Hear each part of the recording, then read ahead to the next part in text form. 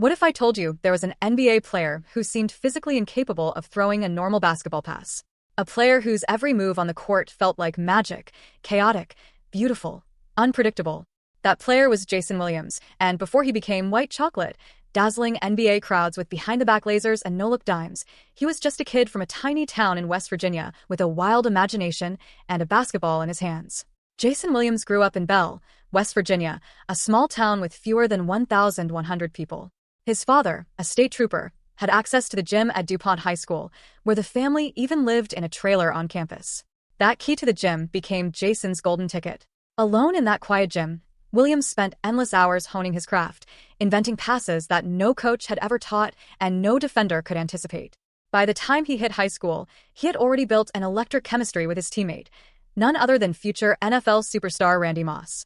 The duo tore up the court and the field, their connection nearly lifting DuPont to a national championship. In the title game, Jason dropped 26 points and delivered jaw-dropping assists that left the crowd speechless. Still, they came up short, and for Jason, it was just the beginning of a rocky ride. Jason originally committed to play college ball at Providence, but when the coach who recruited him left, Jason bailed too. He landed briefly at Fork Union Military Academy, then finally found someone who believed in his unique talent, Billy Donovan, who had just become the head coach at Marshall. While most saw Jason as too flashy, too wild, Donovan saw genius. But NCAA rules forced Jason to sit out the 1994-95 season. Rather than waste that year, he used it to sharpen his skills. Donovan had him practice with weights on his wrists to improve his ball control and vision. By the time Jason took the court for Marshall, he was ready to light it up. He averaged nearly 18 points and 7 assists during the 1995-96 season, turning heads across the country. That success, however, triggered another shakeup. Coach Donovan was offered a job at the University of Florida, and Jason followed. But once again, trouble wasn't far behind. Williams hated school. He skipped class, showed up late, and clashed with authority. Even as he was dazzling on the court, putting up 17 points, nearly 7 assists, and nearly 3 steals per game, he was fighting battles off of it. Then came the breaking point. Jason was expelled after a second failed drug test. At just 21 years old, his basketball dreams were slipping through his fingers. But fate intervened. Orlando Magic forward Nick Anderson had been sitting courtside at a Florida game and was blown away by what he saw. He made a call. A lifeline was offered. Suddenly, the only path forward was the NBA. When Jason Williams entered the NBA, it wasn't with a quiet whisper. It was with a bang. Despite the uncertainty surrounding his off-court decisions and unpredictable style of play, the Sacramento Kings took a chance on him. With the 7th pick in the 1998 NBA draft, the Kings selected Jason Williams from the University of Florida. Critics were skeptical. Could a player who made circus passes and played with street ball flair really lead an NBA team? Or was he just a flashy gimmick? Rick Adelman, Sacramento's head coach at the time, wasn't concerned. In fact, before Jason's first game, he told his new point guard something that set the tone for his entire rookie season. "If you throw a behind-the-back pass and it goes out of bounds," Adelman said, "don't worry about it. Next time, try it with your left hand." And just like that, white chocolate was unleashed. In his NBA debut, Jason scored 21 points, recorded 3 assists, and racked up 5 steals. Kings fans couldn't believe what they were witnessing. Every game felt like a mixtape, full of wild, no-look passes, crossovers that sent defenders flying, and assists that looked more like magic tricks than basketball plays. He wasn't just playing the game. He was reinventing it in real time. By the midpoint of the season, it was clear Jason wasn't a sideshow. He was the real deal. He ended his rookie year averaging nearly 13 points, 6 assists, and close to 2 steals per game. The Kings made the playoffs for the first time in years, and Williams was at the heart of it all. But there were growing pains. In the 1999 playoffs, Sacramento pushed the veteran Utah Jazz to the brink. Williams delivered highlight after highlight, even hitting clutch threes and dazzling with his signature passes. Yet, Utah's legend John Stockton exposed a key weakness: turnovers. Jason struggled with ball security, averaging 2.6 turnovers per game during that series, costing Sacramento their shot at advancing. Still, the legend of white chocolate grew. Fans couldn't get enough. The NBA's marketing machine kicked in, and Jason's number 55 jersey became one of the top sellers in the league. His style, explosive, unpredictable, joyful, was infectious. Even his teammates like Vlade Divac and Chris Webber eventually adapted to his unorthodox game. Webber, himself no stranger to controversy, became one of Jason's closest allies. They bonded over more than basketball. Both had faced off-court challenges and preferred quiet nights with their families to the nightlife many of their peers chased. Williams' chemistry with Webber and the rest of the team pushed the Kings to the next level. The 1999 to 2000 season brought even more highlights, including the now legendary elbow pass during the rookie versus sophomore All-Star game. That single move, a behind-the-back pass bounced off his own elbow, sent shockwaves through the basketball world. It was the kind of play that instantly turned kids into fans and playground imitators. Legends began to take notice. Larry Bird once said Jason was one of the best passers he had ever seen. Others compared him to Pistol Pete Maravich, a basketball icon known for his creativity and flair. Jason took it all in stride, acknowledging the praise, but reminding everyone he still had a long way to go. He was young, gifted, and hungry for more. But even as the Kings kept climbing, there was an elephant in the room. Turnovers. Jason's style, while exhilarating, wasn't always efficient. The Kings' front office knew that for the team to seriously contend, they'd need more control from their floor general. The next steps in Jason's career would require evolution, not just in skills, but in maturity. Still, in those first few years, Jason Williams gave Sacramento something it hadn't had in a long time: hope, excitement, and a reason to believe. By the early 2000s, the Sacramento Kings had become one of the most entertaining teams in the league, thanks in large part to Jason Williams. But behind the highlights and applause, one thing was clear to management: they had hit a ceiling. As much as the fans loved white chocolate, the Kings needed more consistency, more control, and fewer turnovers if they were going to contend for a championship. And so, in a move that stunned Sacramento, Jason Williams was traded to the Memphis Grizzlies in exchange for Mike Bibby. For many players, such a trade might have felt like a demotion, from a playoff team to a rebuilding franchise. But Jason didn't sulk. In fact, he admitted something few athletes ever do. He said, "The Kings got better when they got rid of me."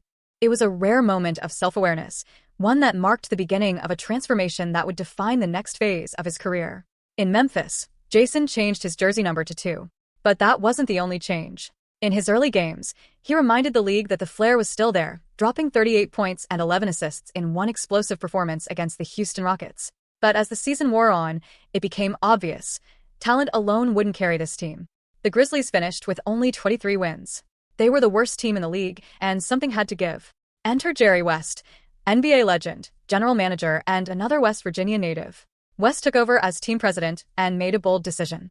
He brought in 69-year-old Hubie Brown, a coach who hadn't worked in the NBA for 16 years, to take over the reins. The move raised eyebrows, but Hubie's old-school discipline and passion were exactly what the young team needed. From day one, Coach Brown set the tone. He broke the season into 6-game chunks, each with its own goal: improve defense, reduce turnovers, share the ball. He screamed at players when they messed up, challenged their focus, and above all, held everyone accountable. Jason thrived under this leadership. He didn't just respect the criticism, he craved it. He finally had a coach who wasn't afraid to challenge him. And the results were immediate. Under Hubie, Memphis improved dramatically.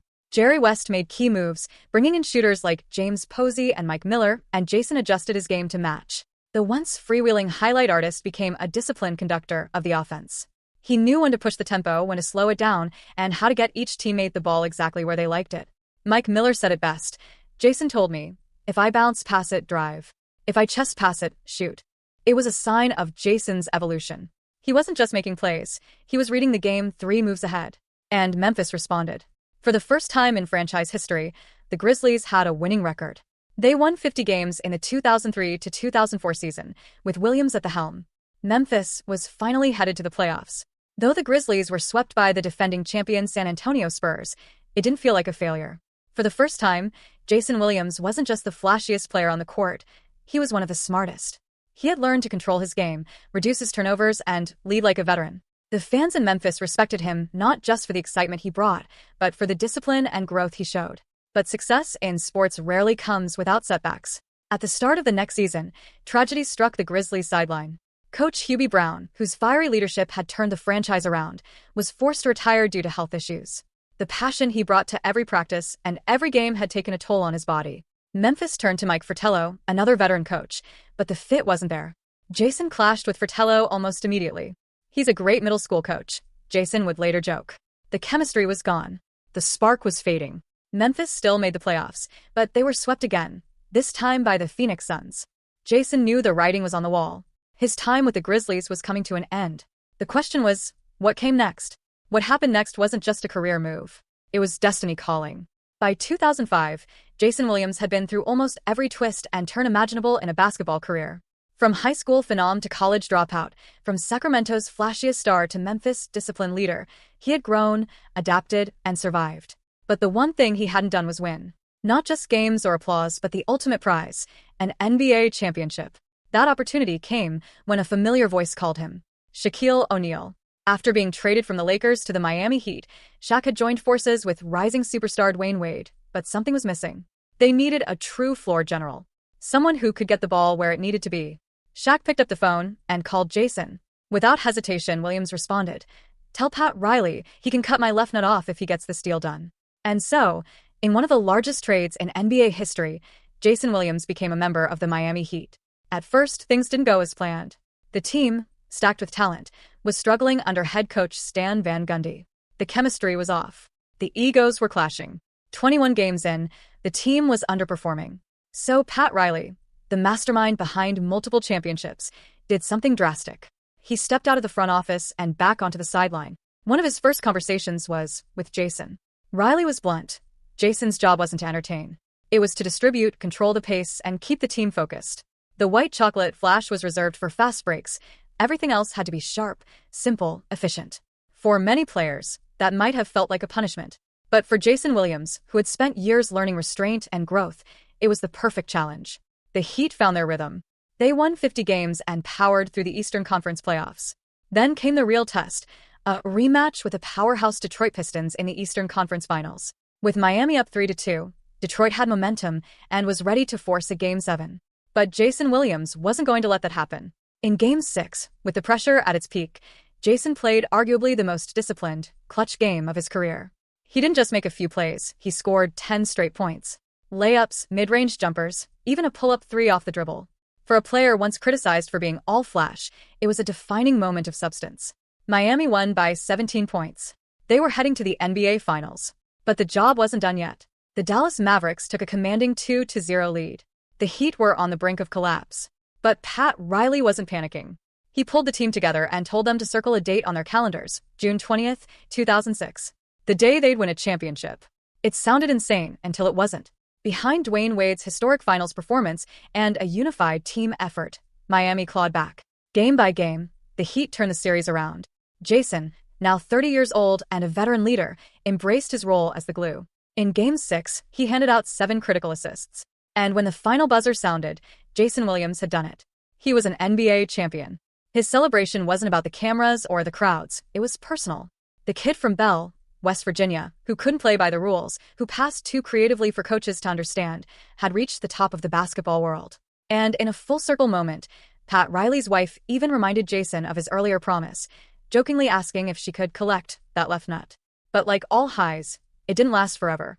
The next season was chaos. Miami came back complacent. They lost on their ring night by 42 points.